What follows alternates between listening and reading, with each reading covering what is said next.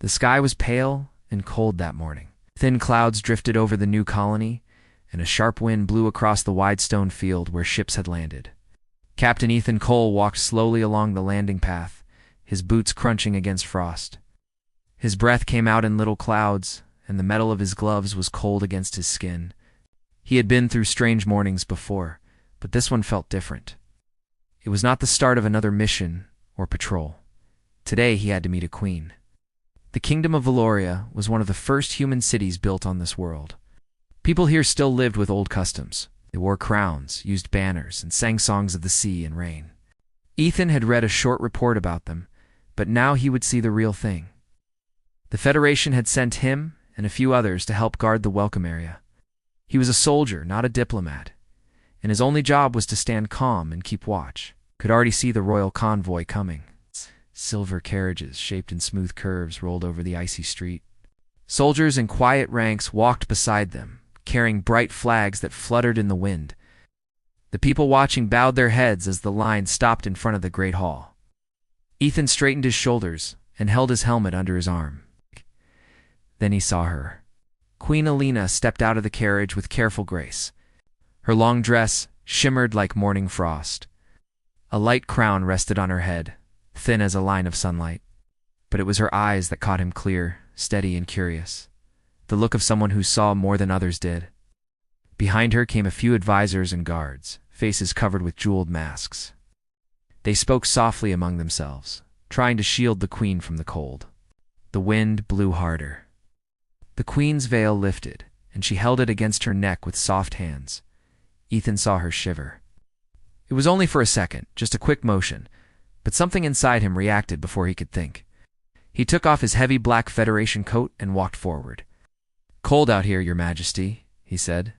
His voice came out even, but there was a tiny smile at the corner of his mouth. "My job to keep the peace and maybe keep the queen warm too." Her guards moved quickly, but she lifted a hand and they stopped. For a moment she looked at the coat in his hands. It was a soldier's coat too large, made of sturdy fabric, not at all fit for royal use. Yet she laughed softly, a sound that seemed to relax everyone around her. "Then I shall borrow it, Captain," she said. Her voice was softer than he expected, but with a kind of steady confidence. Ethan helped her slip it on. The coat hung past her knees and swallowed her frame completely. The black fabric made the silver of her crown shine brighter. The guards watched closely, ready to take offense. But when the queen smiled, even they seemed unsure what to do. "Looks better on you anyway," Ethan said lightly. That earned another laugh. She drew the coat tighter around herself and turned toward the hall. "Then I will return it after the peace talks," she promised. Ethan stood back in line as she passed, trying not to grin.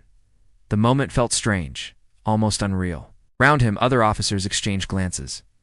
No one else in the world, he thought, had ever seen a queen wear a soldier's coat. The rest of the ceremony passed in measured formality. There were speeches from both sides, banners raised and symbols exchanged. Ethan stayed still, doing his duty, yet his mind kept drifting back to that short moment when she had smiled at him. It had been a small thing, but it cut through the cold better than any fire. When the guests departed for the royal mansion, the queen still wore the coat. The color made her stand out among her own people, and some of them whispered behind their masks. But she did not seem to mind. She glanced back once at Ethan, nodded politely, and then vanished through the hall doors. As the sky turned darker and the wind began to drop, Ethan walked back toward his station, hands in his pockets, feeling oddly exposed without the coat. He thought about how strange life could be, how a simple act, done without thought, might carry something far beyond its size. Later, when the soldiers gathered around the heat lamps, the others teased him. "Captain, did you just dress the queen yourself?" One joked. "Looks like you started a new royal fashion." Another laughed. Ethan only smiled and shook his head. It was just a coat, he told himself, just a bit of warmth on a cold day. Still, as he looked up at the glowing palace lights in the distance, he wondered if she was still wearing it. The idea made him laugh quietly to himself. He did not know then that what he had done would be remembered long after the frost had melted, long after ships came and went from that world. He only knew it had felt right to share warmth as one person to another. Many days passed after the ceremony, and life on the Federation base slowly returned to its normal rhythm. Ships came and went, officers moved between stations, and Captain Ethan Cole tried to stop thinking about the strange meeting with Queen Alina. He had planned to forget it as any other duty completed. But sometimes when he took his walk across the landing field, the memory of her laughter returned to him, the small sound and the cold wind that made the whole day feel warmer. He had expected to see his coat again in a sealed box or receive a polite thank you message from the royal palace. Instead, something unexpected began to happen. Reports and pictures started to appear across the communication networks. They showed the Queen at public events, meetings, and even in the gardens, still wearing the same Federation coat. At first, people thought it was only coincidence. Then it became clear she wore it almost every day. The sight caused endless gossip. Some said it was political, a quiet sign of unity between the Federation and the kingdom. Others said the Queen had taken a liking to simple human clothing. The rumor that caused the most laughter among soldiers was that she had fallen in love with the coat's original owner. Whenever this rumor reached Ethan's ears, he rolled his eyes and tried to laugh it off, though part of him blushed each time he saw her picture on the screen. His commander noticed the attention. One morning, as Ethan reviewed security drills, the older officer placed a screen pad in front of him, showing a news image of the Queen stepping out of her carriage. The Federation coat was clearly visible, the emblem still shining on her arm. "Your jacket seems to be representing us rather well," the commander said lightly. Ethan gave a short chuckle. "Maybe the Queen just likes warm clothes, sir." "Maybe," the commander answered. "But the royal house has sent a message for you. They requested your presence for something called a symbolic exchange. Headquarters agreed, and you leave tomorrow." That night, Ethan could hardly sleep. He was not afraid, but his thoughts spun like leaves in the wind. Why would a queen care so much about a coat from a simple soldier? What kind of symbolic exchange needed him? He packed his small bag carefully, leaving the rest of his uniforms behind. By dawn, his transport was waiting at the air dock, engines glowing in the early mist. The journey to the royal capital took several hours. As the ship flew over long rivers and snow-covered fields, Ethan looked down at the soft blue light of the world below. It seemed peaceful, old, and alive in its own quiet way. When the ship landed on smooth stone near the palace, attendants guided him through large gates carved with ancient symbols of sun and sea. Every corridor smelled faintly of roses and candle wax. Inside, the air was warmer. Servants and guards moved in silent rhythm, bowing as they passed the Federation guest. No one spoke, yet Ethan sensed the weight of their curiosity. They all knew who he was. A tall general met him in the court hall and led him through open doors toward a small garden filled with pale winter flowers. And there she was again. Queen Alina stood near a frozen fountain, facing the morning light. On her shoulders rested the same coat, his coat fitting more naturally now, as if it had been made for her. She turned at the sound of his steps. "Captain Cole," she said, smiling. "It is good to see you again." Ethan nodded politely. "Your Majesty. I hope the coat has treated you well." "It has," she said quickly, with that little spark of humor he remembered. "In fact, it has changed more than I thought. My people see it as a sign of friendship. They say it reminds everyone that even small kindness can mean peace." "I never meant to start a new symbol," Ethan said. "Sometimes we do things that become symbols all by themselves," she answered. They walked slowly through the garden. Snowflakes drifted between the branches. The Queen spoke about her city, about the agreements her council hoped to sign, about how the common people had begun to trust the Federation instead of fearing it. Ethan listened, realizing how much the world had moved since that single meeting. Finally, she stopped beside the fountain and looked at him again. "I called you here because I wanted you to know that your small gesture changed how many people see us. I wanted to thank you in person. My advisors told me to return the coat now, to close the story cleanly, but I find I cannot." She smiled again, but this time there was warmth behind it. "So I thought we might make a fair exchange instead." She held out a small silver pin, shaped like the crest of her kingdom. "This is for you, Captain. If you wear it, you carry our friendship wherever you go." He accepted it carefully and bowed his head. "Thank you, Your Majesty. I will keep it well." Then she laughed softly. "But I am keeping the coat, I am afraid. It has become part of my mourning. Without it, the chill feels wrong." Ethan laughed too, surprised at how easy it was to speak with her. Far above, bells rang slowly in the clear air, marking the new hour. Looked again at the bright fabric over her shoulders and thought that maybe, in this wide and restless world, a simple coat had done more good than many speeches or weapons ever could. The next morning began quiet and cool, with thin sunlight touching the towers of the palace. Captain Ethan Cole was given a small guest room with simple stone walls and clean white sheets. For the first time in months, he woke up without the sound of engines or computer screens. Instead, he heard soft music from a courtyard below and the gentle hum of water flowing through the garden pipes. It made him feel calm, though the situation was still strange. He had come as a guest of a queen who wore his coat as if it were treasure. When he stepped outside, a young servant led him through long corridors where the air smelled of blooming vines. Everywhere he went, he saw people whisper and smile faintly, as if trying to guess what kind of bond joined the soldier and their queen. It made him blush, but he bowed politely and kept walking. He was led to a balcony that overlooked the city. The streets below were full of people selling goods, horses pulling carts, and children laughing. The sky above was bright and clean. Not long after, Queen Alina joined him. As usual, she wore the Black Federation coat. It still looked far too large for her, yet somehow it matched her calm grace. She came without guards this time. "Good morning, Captain Ethan," she said with an easy smile. "How was your rest?" "Peaceful, Your Majesty," he replied. "Feels like a different world up here.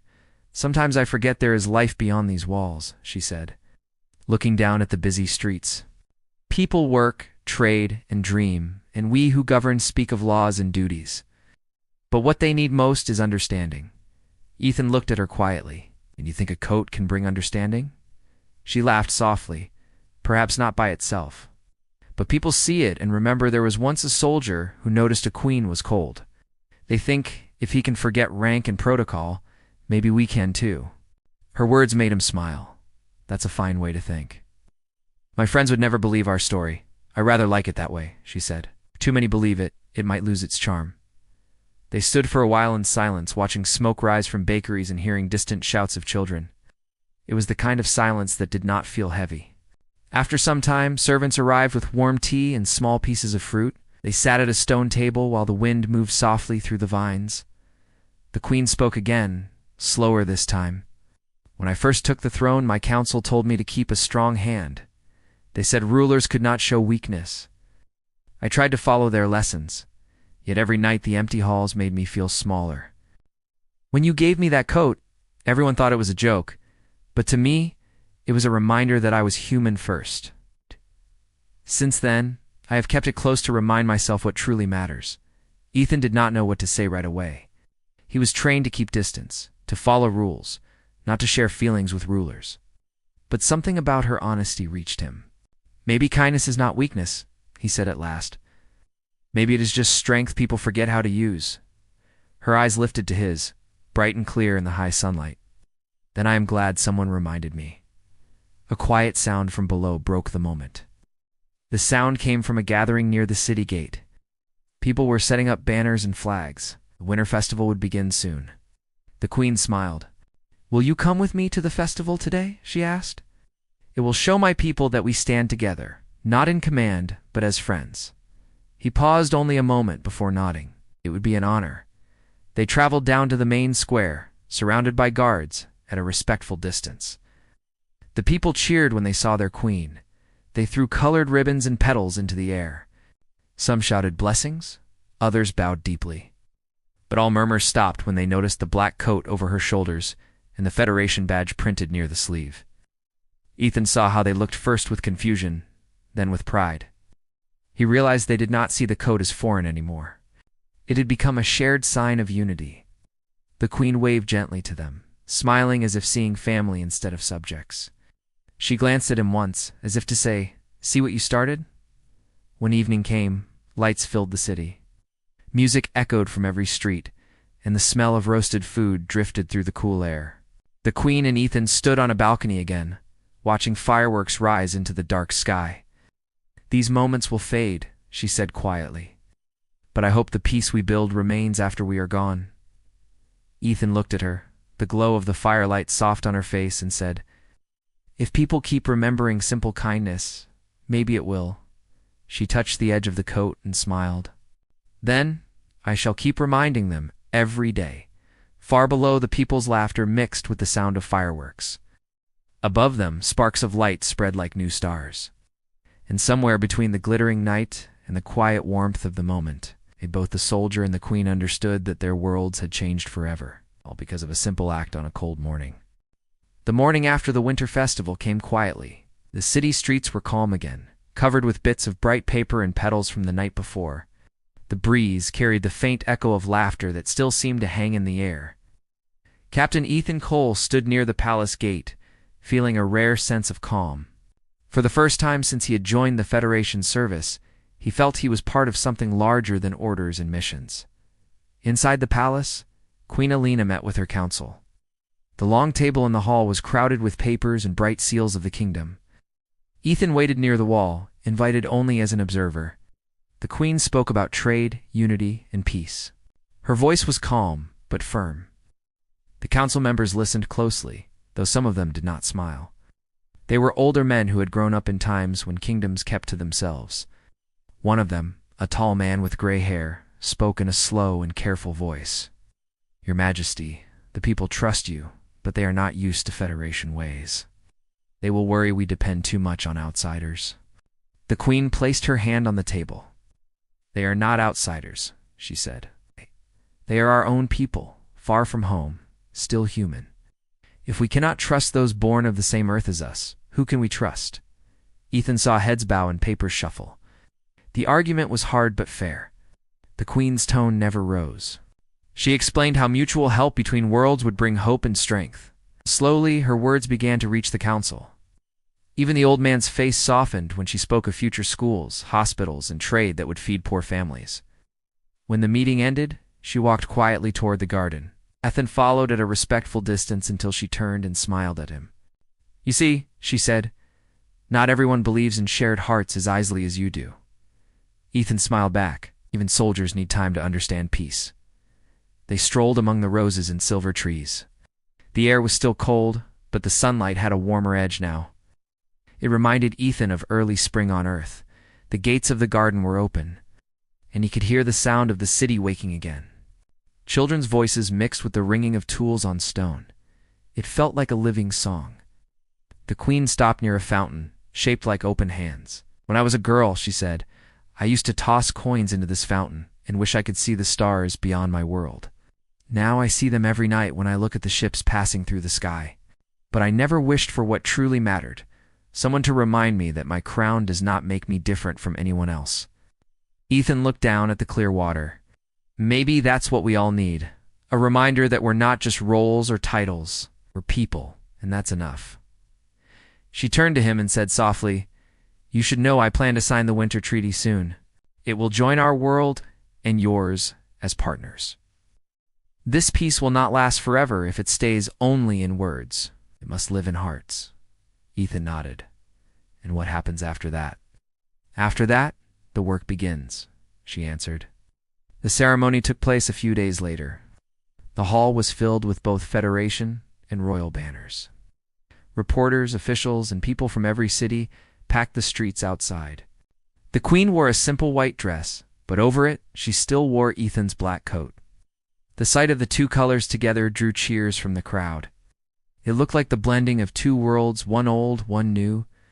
When the queen and the Federation envoy signed the Treaty of Winter, the sound of the city rose like a wave.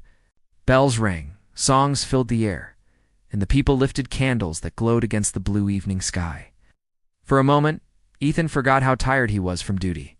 He stood behind the queen, watching her hold the signed paper high. The look on her face was not pride, but deep peace. Da da da da da da da. After the ceremony, she found him again in the empty great hall. "It is done," she said quietly.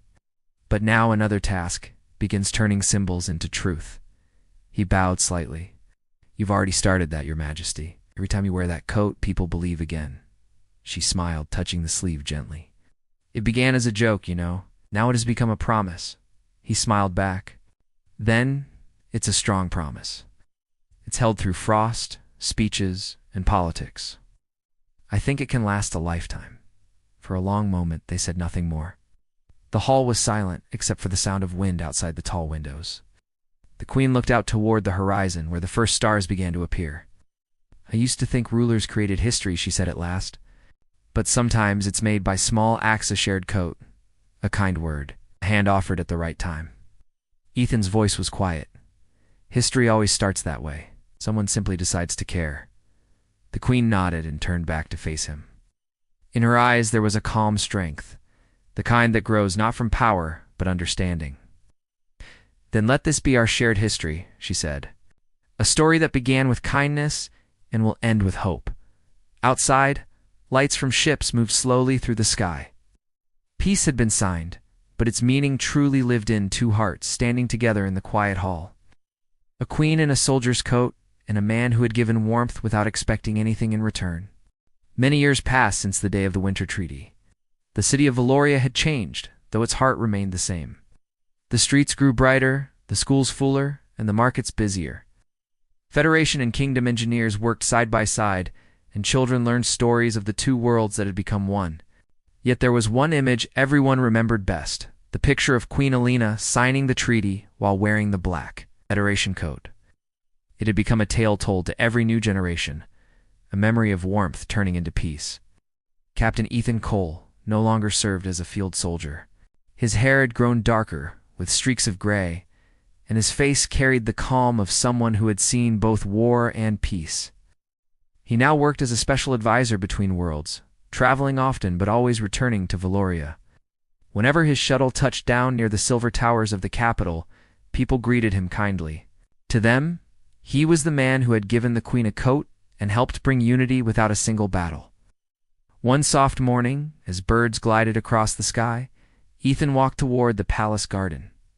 The roses had grown thicker with age. The old fountain still whispered water through its stone hands. Queen Alina was there, sitting on a stone bench under the wide branches of a golden tree. The coat rested beside her. Its edges were worn, and the black had turned softer with years of sunlight. Still she treated it with care, as if it were made of silk and gold. She looked up and smiled when she saw him. "You came back," she said warmly. "Your travels keep you busy." Ethan laughed lightly. "The council still needs me to convince a few countries that peace is better for trade. But I would never miss a chance to see how the world you built continues to bloom." Alina gestured for him to sit. "It is not me alone. It was the work of countless hands. Yet sometimes I still think of that cold morning long ago. It feels like yesterday."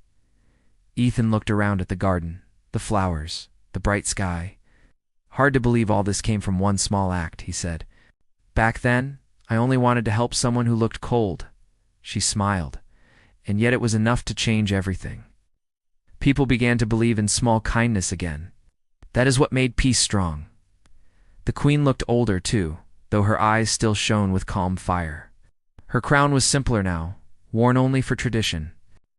The palace felt less formal than before open to visitors, the walls bright with paintings done by young artists who told the story of unity. Soon an aide entered the garden, bowed to the queen, and handed her a new document for signing. She read it quickly, placed her name carefully, and passed it to Ethan. "Another city wants to join the Council of Peace," she said, this time without debate. He smiled then. "Your plan keeps working." "Our plan," she corrected gently. They walked slowly through the garden together. Children nearby played along the paths, chasing paper birds that floated in the light breeze. One of the children, a little girl with a crown made of flowers, ran up to them. "Is it true, Your Majesty," the girl asked shyly, "that a soldier gave you that coat so you would not be cold?" The queen nodded. "It is true, and it is why we all must share warmth when we can. One act of kindness can build many bridges." The child's eyes grew wide. She looked up at Ethan. "And you are the soldier?" He bent down and smiled. "That's right.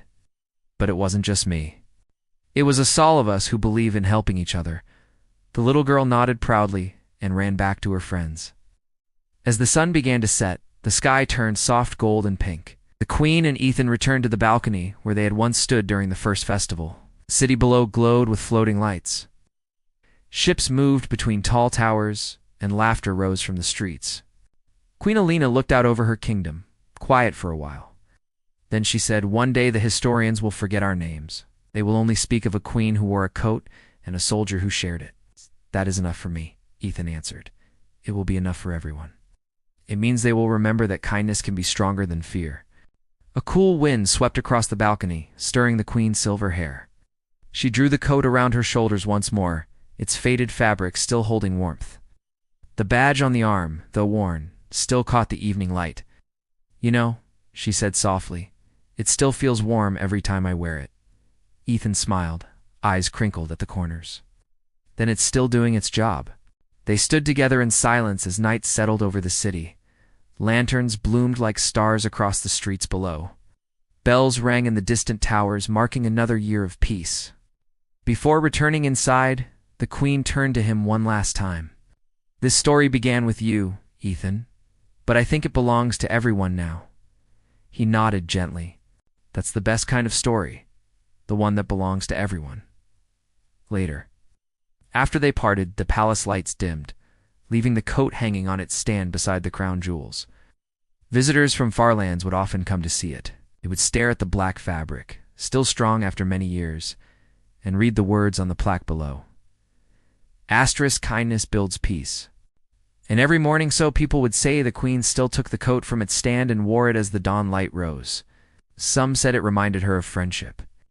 Others said it gave her courage, but the truth was simple. It kept her heart warm. Just as it had on that first cold morning when one man shared his coat and began a legend that would never fade.